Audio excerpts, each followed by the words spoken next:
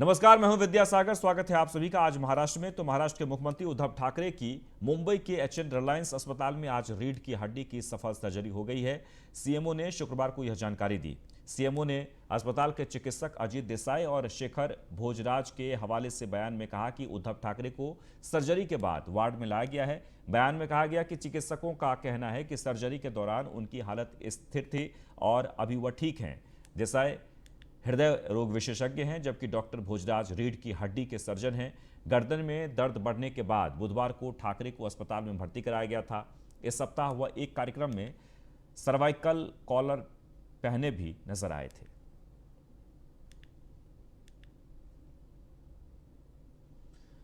महाराष्ट्र राज्य के पूर्व गृह मंत्री और राकांपा नेता अनिल देशमुख की जेल में रहने की अवधि 3 दिन और बढ़ा दी गई है। उन्हें 15 नवंबर तक ईडी की हिरासत में भेजा गया है। पीएमएलएल सत्र न्यायालय ने उन्हें हिरासत में भेज दिया है। ईडी द्वारा गिरफ्तार किए जाने के बाद अनिल देशमुख को कोर्ट में पेश किया गया था। उस समय उन्हें 6 नवंबर तक ईडी की हिरासत में रखा गया था। 6 तारीख को रिमांड खत्म होने के बाद उन्हें कोर्ट में पेश किया गया और उनकी रिमांड 12 नवंबर तक बढ़ा दी गई है। आज फिर उन्हें कोर्ट में पेश किया गया। उनके वकील इंद्रपाल सिंह ने अदालत के समक्ष दलील दी कि उन्हें जमानत दी जानी चाहिए। सूत्रों ने कहा कि ईडी के वकीलों ने देशमुख की जमानत का विरोध किया था और उन्हें हिरासत में भेजने की मांग की थी। अदालत ने दोनों पक्षों को सुनने के बाद देशमुख को 15 नवंबर तक ईडी की हिरासत में भेज दिया है। इसलिए देशमुख को और 3 दिन ईडी की हिरासत में रहना होगा।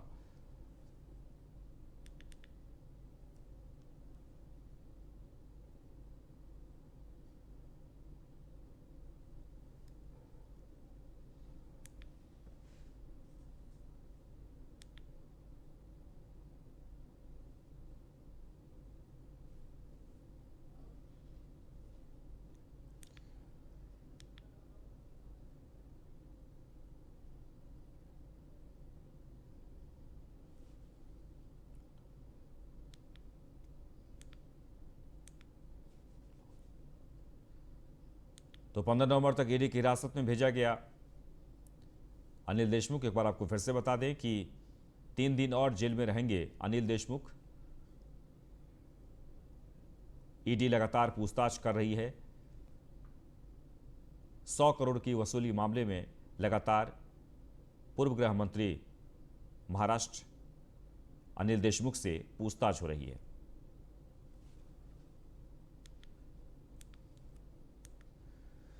और अब बात अभिनेत्री कंगना रनौत की। तो आपको बता दें कि राष्ट्रीय मीडिया नेटवर्क के वार्षिक शिखर समिट में कंगना रनौत स्पीकर बनी थी।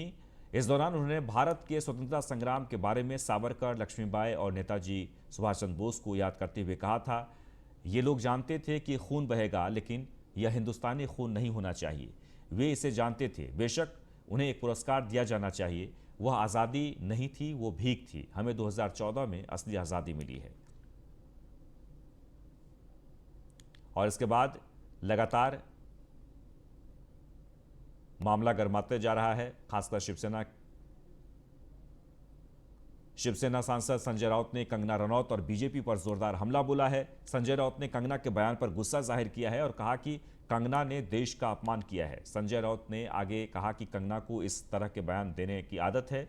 उनके इस बयान से भारतीयों की भावनाओं को ठेस पहुंची है, इसलिए उन्हें देश से माफी मांगनी चाहिए। उनके सभी राष्ट्रीय पुरस्कार वापस ले लिए जाने चाहिए।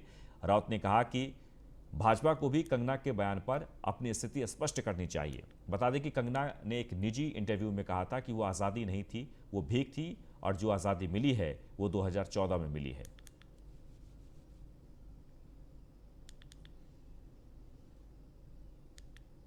तो बॉलीवुड एक्ट्रेस कंगना रनौत के देश की आज़ादी को लेकर दिए गए बयान पर विवाद बढ़ता जा रहा है। शुक्रवार को एनसीपी नेता और महाराष्ट्र सरकार में मंत्री नवाब मलिक ने अपनी डेली प्रेस कॉन्फ्रेंस में कंगना पर निशाना साधा। मलिक ने एक्ट्रेस से पद्मश्री पुरस्कार वापस लेकर उनके खिलाफ केस दर्ज करने की मांग की है। कि एक महिला को जो फिल्म अभिनेत्री है, केंद्र की सरकार ने उसे पद्मश्री देने का काम किया है। जिस तरह से बयान दिया गया कि 1947 15 अगस्त के दिन आज़ादी भीख में मिली और सही आज़ादी 2014 में देश को मिली है। हम कठोर शब्दों में इस बयान की निंदा करते हैं। 1857 से लेकर 1947 तक इस देश में लोगों ने अपने प्राणों की आहुति दी कि गोरों को इस देश से भगाया। बीजेपी नेता किरीट सोमैया आज बुल्ढाना जिले के दौरे पर हैं। इस वक्त मीडिया से बात करते हुए किरीट सोमैया ने कहा कि महाराष्ट्र के मुख्यमंत्री और उप मुख्यमंत्री महाराष्ट्र को लूटने में लगे हैं। भाजपा नेता और पूर्व सांसद किरीट सोमैया ने बुल्ढाना जिले के गजानन महाराज मंदिर में जाकर दर्शन किए और तीखी प्रतिक्रिया देते हुए कहा कि सरकार एसटी कामगार को निलंबित कर रहे हैं और सरकार की तानाशाही से तंग आ रहे लोग यानी कि एसटी कामगारों ने आत्महत्या की है।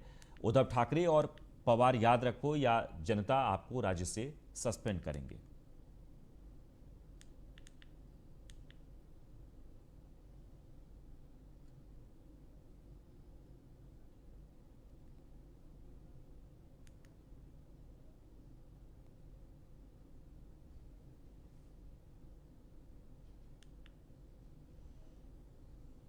बीजेपी अध्यक्ष जेपी नड्डा कल शाम मुंबई पहुंचे तो उनका एयरपोर्ट पर जमकर स्वागत किया गया। वह राम भाव प्रबोधिनी में एक कार्यक्रम में हिस्सा लेने आए हुए थे। कार्यकर्ताओं को संबोधित करते हुए जेपी नड्डा ने कहा कि वह जल्द ही महाराष्ट्र की भ्रष्ट सरकार को उखाड़ फेंकेंगे।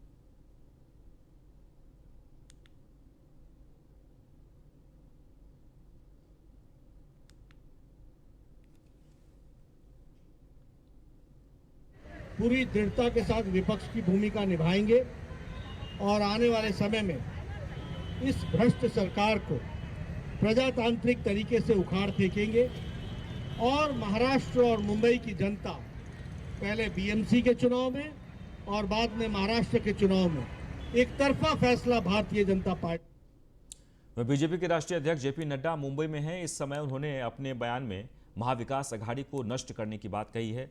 शिवसेना नेता संजय राउत ने जेपी नड्डा के इस बयान की आलोचना की। संजय राउत ने पत्रकारों से बात करते हुए कहा कि जेपी नड्डा संयमी हैं, शांत हैं। महाराष्ट्र के कुछ बीजेपी नेताओं ने उनके कान भरे होंगे, लेकिन मेरी यह सलाह है कि वह उनके बातों में न आए, वरना महाराष्ट्र से बची कुची बीजेपी का भी सफाया हो जाएगा।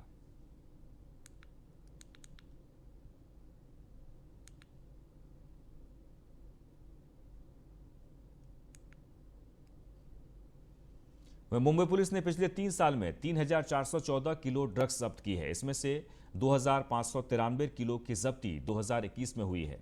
मुंबई पुलिस ने आरटीआई के तहत यह जानकारी दी है। 25 अक्टूबर तक जब्त की गई ड्रग्स की कीमत 83.13 करोड़ रुपये है। मुंबई पुलिस ने 2019 में 25.28 करोड़ और 2020 में 22.23 करोड़ रुपये की ड्रग्स पकड़ी थी। इस लिहाज से इस साल पिछले साल की तुलना में 3 गुना से भी ज़्यादा ड्रग्स पकड़ी गई है। पकड़ी गई ड्रग्स में कैनेबी, हशीश, एमडी, कोकीन, एमडीएमए, कोडीन, अफीम, एलएसडी, पेपर, अल्परजोम और नेट्रावेट टैबलेट शामिल हैं। आरटीआई के मुताबिक पिछले 3 साल के मुकाबले इस साल 7 गुना ज़्यादा कार्रवाई हुई है। इस दौरान मुंबई पुलिस ने 208 ड्रग्स विरोधी मामले दर्ज किए हैं और 298 आरोपियों को गिरफ्तार भी किया गया है।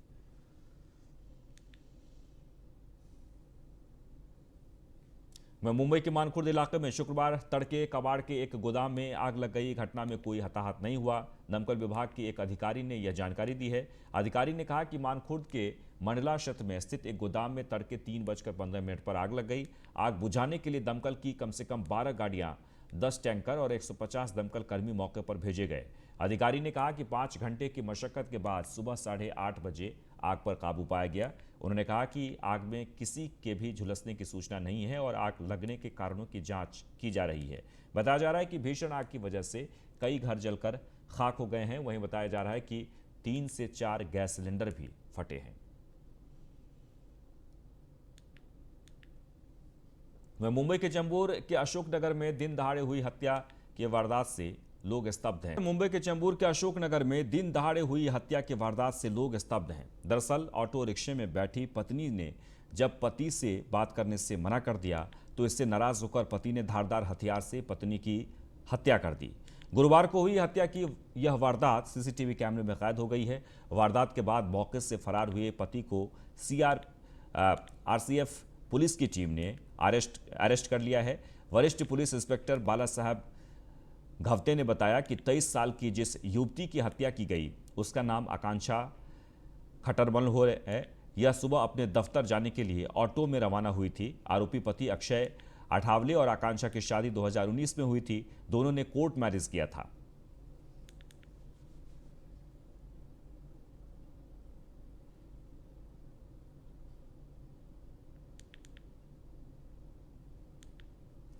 आगे बढ़ते हैं। अहमदनगर नगर निगम के स्वर्गीय बाला साहब देशपांडे अस्पताल में प्रसव के लिए भर्ती एक महिला की मौत हो गई है, जिससे अहमदनगर शहर में दुख जताते हुए नगर निगम अस्पताल की व्यवस्था पर कई सवाल खड़े हो रहे हैं।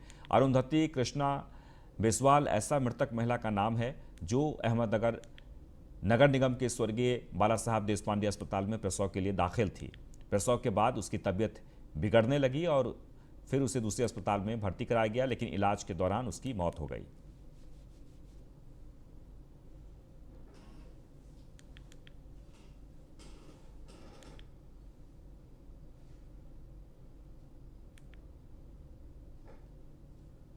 वहीं अहमदनगर के सिविल हॉस्पिटल में 6 नवंबर को लगी आग से 11 मरीजों की जान चली गई थी, जिसके चलते पुलिस ने सिविल हॉस्पिटल के 4 कर्मचारियों को हिरासत में लिया और इसी के विरोध करते हुए सिविल हॉस्पिटल के कर्मचारियों समेत प्राइवेट हॉस्पिटल के डॉक्टरों ने हड़ताल शुरू कर दी है और इस हड़ताल का आज तीसरा दिन है। इस दौरान इमरजेंसी सेवा शुरू है। इस पूरे मामले में हमारे अहमदनगर संवाददाता सुनील ने आंदोलनकारियों से बात की। क्या कुछ कहा, सुनिए।